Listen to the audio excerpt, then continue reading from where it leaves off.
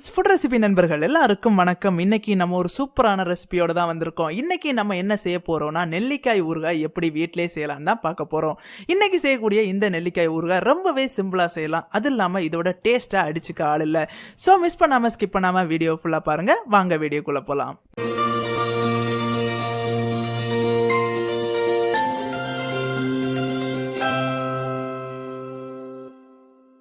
நெல்லிக்காய் ஊறுகாய் செய்யறதுக்கு நான் 10 பெரிய சைஸ் நெல்லிக்காய் எடுத்துருக்கிறேன். இதை வச்சு தான் நம்ம இன்னைக்கு ஊறுகாய் ரெடி பண்ண போறோம். இப்போ இந்த நெல்லிக்காயெல்லாம் ஸ்டீம் பண்ணி எடுத்துடலாம். ஸ்டீம் பண்ணதுக்கு ஒரு இட்லி குக்கர் எடுத்துருக்கிறேன். இட்லி குக்கர்ல கீழே தண்ணி பாயில் ஆகிட்டு இருக்குது. இதுக்கு மேலே நம்ம ஏற்கனவே கிளீன் பண்ணி வச்சிருக்க நெல்லிக்காய் எல்லாம் வச்சிருக்கிறேன். இப்போ லிட்டை க்ளோஸ் பண்ணிக்கலாம். ஒரு 10 நிமிஷம் நல்லா ஸ்ட்ரீம் ஆகட்டும். 10 நிமிஷம் கழிச்சு நம்ம எடுத்து பார்த்துடலாம். 10 நிமிஷம் ஆயிடுச்சு. நம்ம லிட்டை ஓப்பன் பண்ணி பார்க்கலாம். பார்த்தீங்கன்னா தெரியும், நம்ம நெல்லிக்காயெல்லாம் நல்லா வெந்திருக்கு. அதில் பார்க்கும்போதே தெரியுது பாருங்க, நெல்லிக்காயில் விரிசல் எல்லாம் வந்திருக்குது. இப்படி விரிசல் வந்தாலே அந்த நெல்லிக்காய் நல்லா வெந்துருச்சுன்னு அர்த்தம். அடுத்ததான் நம்ம இந்த நெல்லிக்காயில் உள்ள சீடெல்லாம் ரிமூவ் பண்ண போகிறோம். அதுக்காக நான் இதை ஒரு பவுலில் சேஞ்ச் பண்ணியிருக்கிறேன். இப்போ மேலே உள்ள ஃப்ளஷை மட்டும்தான் நம்ம யூஸ் பண்ண போகிறோம். சீடெல்லாம் ரிமூவ் பண்ண போகிறோம். நம்ம நெல்லிக்காவை ஸ்ட்ரீம் பண்ணி எடுத்தனால சீடெல்லாம் ரிமூவ் பண்ணி எடுக்கிறது ரொம்பவே ஈஸியாக இருக்கும். பார்க்கும்போதே தெரியும் எவ்வளோ ஈஸியாக இருக்குன்னு. ஊறுகாய் செய்யும் போது நெல்லிக்காய் இல்லை பூண்டு இதே மாதிரி சூஸ் பண்ணிக்கோங்க. அது உங்களுக்கு ரொம்பவே ஹெல்த்தியாக இருக்கும். இப்போ நம்ம நெல்லிக்காயில் உள்ள சீடெல்லாம் ரிமூவ் பண்ணி எடுத்தாச்சு. அடுத்ததாக ஒரு பேன் எடுத்துருக்கிறேன். இதில் 5 டேபிள் ஸ்பூன் அளவுக்கு நல்லெண்ணெய் சேர்த்துக்கோங்க. நல்லெண்ணெய் ஹீட் ஆகட்டும். ஆயில் நல்லா ஹீட் ஆனதுமே இதோட 1 டீஸ்பூன் கடுகு சேர்த்துக்கலாம்.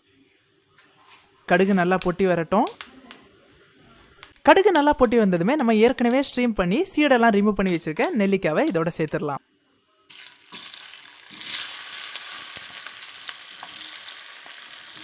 ஒரு 5 மினிட்ஸ் நல்லா ஆயிலில் சாத்தே பண்ணிக்கோங்க.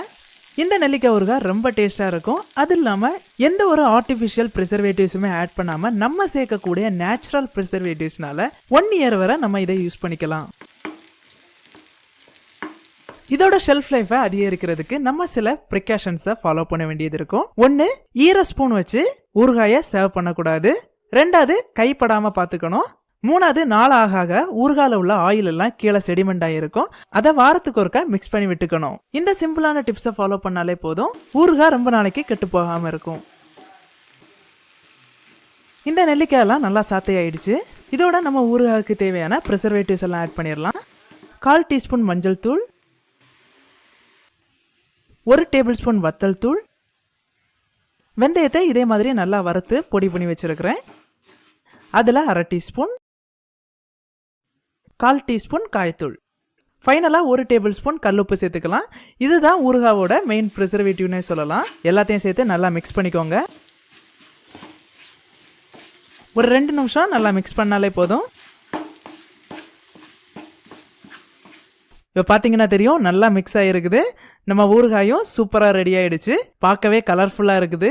இதை அப்படியே சாப்பிட்டாலும் நல்லா இருக்கும். ஆனால் ஊறுகாவோட டேஸ்ட் எவ்வளோ நாள் ஊறி இருக்குதோ அவ்வளோ தூரத்துக்கு நல்லா இருக்கும்.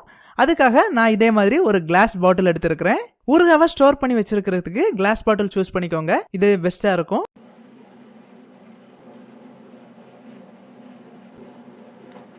எல்லா ஊறுகாயும் கிளாஸ் பாட்டில் அடைச்சாச்சு.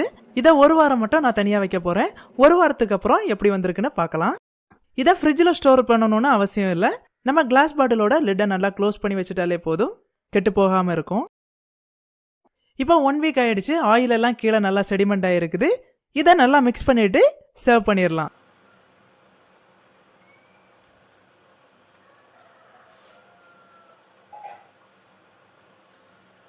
அவ்வளோதான், நம்ம டேஸ்டியான ஊறுகாய் சூப்பராக ரெடி பண்ணியாச்சு. ஸோ இதே மாதிரி நீங்களும் வீட்டில் ட்ரை பண்ணி பாருங்கள். ட்ரை பண்ணி பார்த்துட்டு எப்படி வந்துச்சுன்னு சொல்லிட்டு கமெண்ட் செக்ஷனில் கமெண்ட் பண்ணுங்கள். இந்த வீடியோ உங்களுக்கு பிடிச்சிருந்துன்னா ஃபுட் ரெசிபி சேனலை சப்ஸ்கிரைப் பண்ணுங்கள். இதே மாதிரி இன்னொரு டேஸ்டியான சூப்பரான ரெசிபியோட நாளைக்கு சந்திக்கிறேன். அதுவரை பபாய், கீப் ஆன் வாட்சிங்.